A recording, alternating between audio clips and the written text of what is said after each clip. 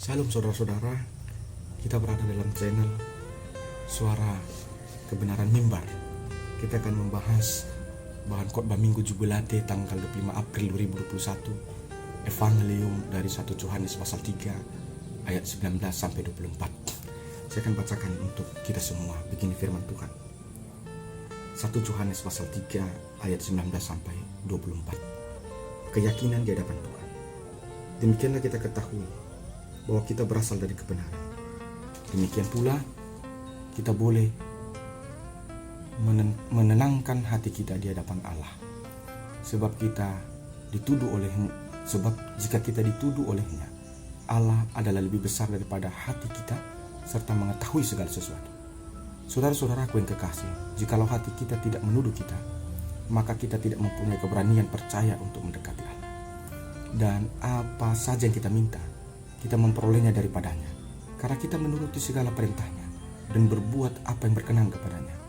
Dan inilah perintahnya, supaya kita percaya akan nama Yesus Kristus, anaknya, dan supaya kita saling mengasihi sesuai dengan perintah yang diberikan Kristus kepada kita. Barang siapa menuruti segala perintahnya, ia diam di dalam Allah dan Allah diam di dalam dia.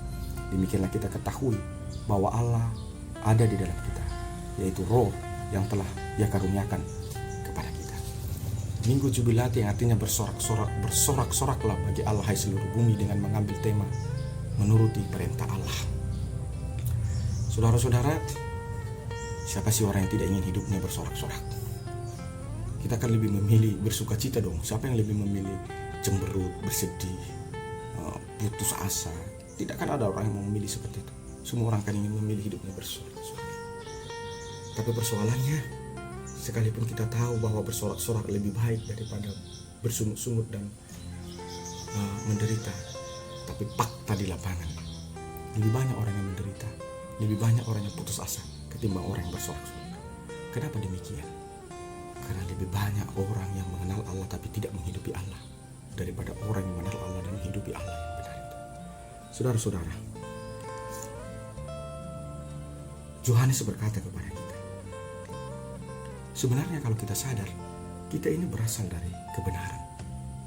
Karena itu di dalam diri kita ada kebenaran yang bisa menenangkan hati kita kalau kita kembali kepada kebenaran itu. Nah, karena di dalam diri kita ada kebenaran, itulah kenapa ketika kita melakukan salah, akan ada rasa bersalah di dalam diri kita. Akan ada rasa penyesalan. Nah, Yohanes berkata, kalau rasa itu masih ada seperti itu dalam dirimu, engkau masih punya peluang untuk bertobat dan berubah. Karena dengan cara itu, jika engkau memupuk rasa itu, engkau akan mudah untuk keluar daripada kebiasaan salah. Misalnya ketika kita mencuri, lalu ketika itu ada rasa bersalah di dalam hati kita. Ketika kita membodohi orang, ketika kita memukul orang, ada rasa bersalah. Itulah tandanya bahwa di dalam diri kita ada kebenaran Allah. Dari mana datang kebenaran Allah itu? Karena di dalam diri kita ada Roh Allah, yang di dalam penciptaan Allah, di dalam penciptaan dari ex nihilo, dari yang tidak ada menjadi ada pada konteks Adam, dan penciptaan Allah sekarang dalam kontinua dari yang sudah ada menjadi ada. Bagaimana Allah mencipta kita melalui hukum alam, hukum biologis. Allah membentuk kita di dalam rahim ibu kita. Ketika kita dibentuk dalam rahim ibu kita, daripada sperma dan zigot yang dibentuk dalam rahim, dalam pertemuan sperma dan zigot di rahim perempuan itu, Allah mengembuskan nafasnya, rohnya. Sejak itu, di dalam embrio itu sudah ada roh Allah.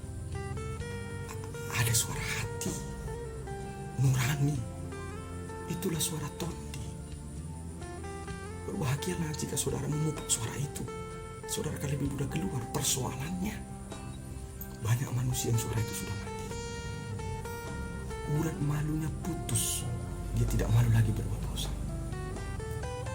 Dia tidak malu lagi ketika dia tidak menunaikan tugas tanggung jawab imannya sebagai orang Kristen yang harus beribadah pada hari Sabat. Dia sudah kehilangan malu. Kalau secara iman dia seperti orang gila. Di dalam kacamata dia orang gila. Orang yang sudah tidak tahu malu itu namanya gila. Banyak orang-orang gila sekarang di dalam kacamata iman. Dia tidak tahu malu. Saya harap kita tidak hanya waras di dalam arti lahiriah, tapi kita juga waras dalam arti spiritualitas. Ketika engkau tidak malu lagi, engkau melakukan kejahatan di tengah-tengah gereja, engkau menunjuk-nunjuk jarimu di tengah-tengah gereja, engkau tidak malu menuaikan tanggung jawabmu. Bertahun-tahun engkau tidak bayar apapun dalam tanggung jawabmu di gereja, tapi kau bangun rumahmu besar-besar. Kau sudah gila di hadapan Tuhan.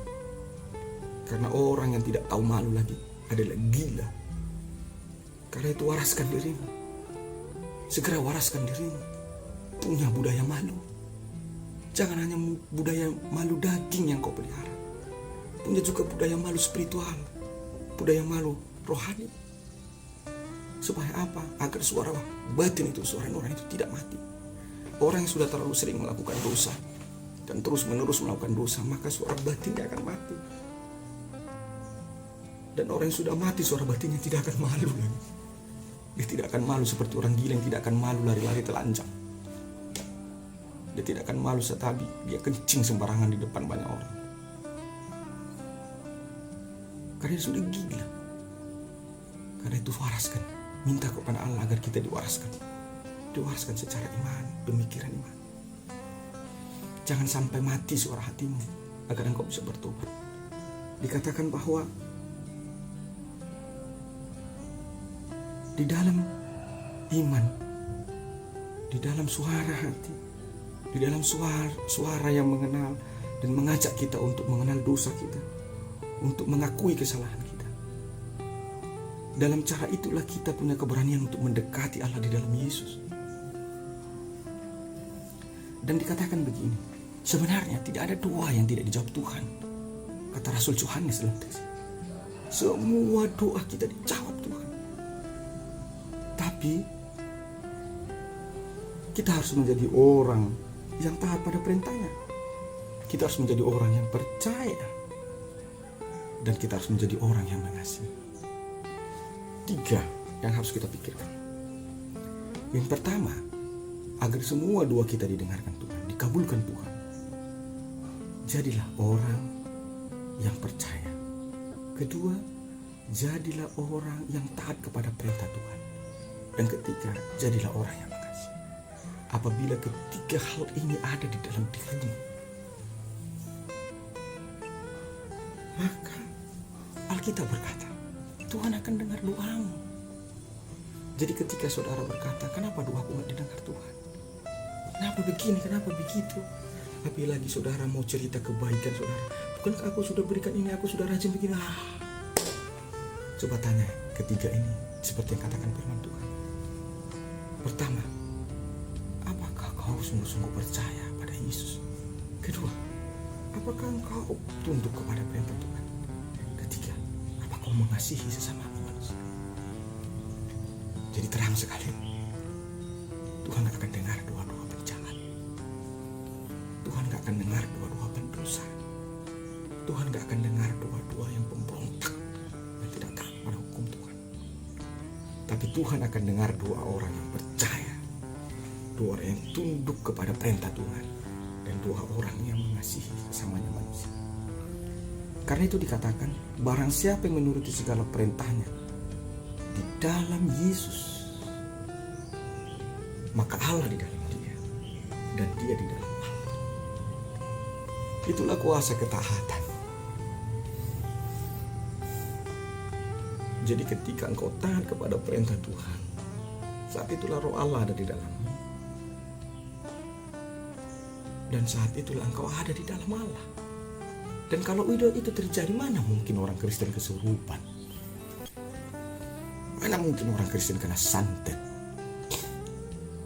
Bagaimana mungkin sesuatu tempat yang didiami Allah bisa kena santet, kesurupan, bigu kajam, bigu bunuh, bigu watuk? Bullshit, tidak ada itu. Tapi kebenarannya, ketika dirimu kosong, ya, kau bisa kesurupan. Ya, kau bisa kena santet. Ya, kau bisa dikerjai oleh roh-roh jahat dalam wujud kuntilanak, gundurwo, apalagi itu namanya itu. Banyak sekali nama saya pusing, terlalu banyak nama-nama roh jahat ini. Jadi jika kau bertanya, apa sih pertahanan yang harus kulakukan dan bagaimana cara mendapatkan pertahanan itu? Turuti segala perintah Allah dan secara otomatis Allah di dalam engkau dan engkau di dalam Allah. Itulah jubilati kita. Itulah sorak-sorak kita kepada Allah. Dan itulah yang inginkan berikut ini, menuruti perintah Allah. Kita bertanya, mungkinkah saya bisa menuruti perintah Allah? Bisakah saya tunduk kepada perintah Allah? Ya tentu bisa. Karena Allah gak mungkin memerintahkan sesuatu yang tidak bisa dilakukan manusia. Dan kalaupun Allah memerintahkan sesuatu, dan kalaupun Allah tahu bahwa manusia tidak bisa lakukan itu, dia akan memberikan wing solusinya. Tuhan tahu, jika mengandalkan diri kita sendiri, kita tidak akan mungkin bisa tunduk kepada Tuhan. Kenapa? Karena ketika di kandung ibu kita pun kita sudah berdosa. Dari mana dosanya? Diturunkan dari gen opung-opung kita. Diturunkan lagi dari dosa ayah ibu kita. Bahkan kita dikandung dari hawa nafsu manusia. Lalu kita lahir ke dunia. Kita makan minum dari dunia yang berdosa. Atau siapa manusia yang berani berkata bahwa hasil pencariannya semuanya tidak ada dosa di dalamnya? Apapun profesinya, siapa yang bisa jamin bahwa air yang dia minum itu memang dari cara yang benar, dan nasi yang dia makan itu dari cara yang benar? Siapa yang bisa jamin? Lalu kita bergaul dengan orang-orang berdosa. Akhirnya pikiran, perkataan, dan perbuatan kita berdosa. Dan bagaimana mungkin orang berdosa bisa tunduk kepada perintah Allah? Karena dosa akan memimpin orang untuk memberontak dan melawan perintah Allah. Jadi jika dari diri kita sendiri, tidak mungkin kita bisa tunduk dan mengikuti perintah Allah. Karena itu Allah kasih wing solusinya. Supaya bisa. Apa itu? Yesus Kristus. Di dalam Yesus, Allah telah melucuti kuasa dosa, kuasa iblis. Jadi beda sekali kawan-kawan. Saya mau yakinkan saudara bisa di dalam Yesus. Kenapa? Begini. Saat saudara berdoa dan memuji Tuhan, saat itu saudara punya kekuatan yang luar biasa untuk melakukan kebaikan dan menentang kejahatan. Tapi saat saudara tidak berdoa, saudara rentan sekali untuk digoda, untuk menjelek-jelekan orang, mencerita-ceritakan orang, mengikuti ajaran. Sama seperti handphone. Kalau sudah lowbat, maka sinyalnya akan terganggu. Daya tangkapnya akan terganggu. Jadi kalau handphone sudah lowbat, apa yang harus dilakukan? Cas. Bagaimana ngecasnya? Ambil charger agar dia pulih lagi power. Ketika imanmu mulai lemah, cas kembali imanmu. Kembali berdoa dan puji Tuhan. Ketika power itu full kembali, maka kau akan berkuasa lagi. Jadi kekuatanmu melawan dosa tergantung persekutuan dan peribadatanmu kepada Tuhan di dalam Yesus Kristus. Tuhan Yesus memberkati kita. Jangan lupa untuk mengembangkan channel ini. Mari share, subscribe, hidupkan lonceng notifikasinya agar lebih banyak orang lagi mendengar kebenaran firman Tuhan, bertobat dan percaya Yesus adalah Tuhan. Tuhan Yesus memberkati saudara.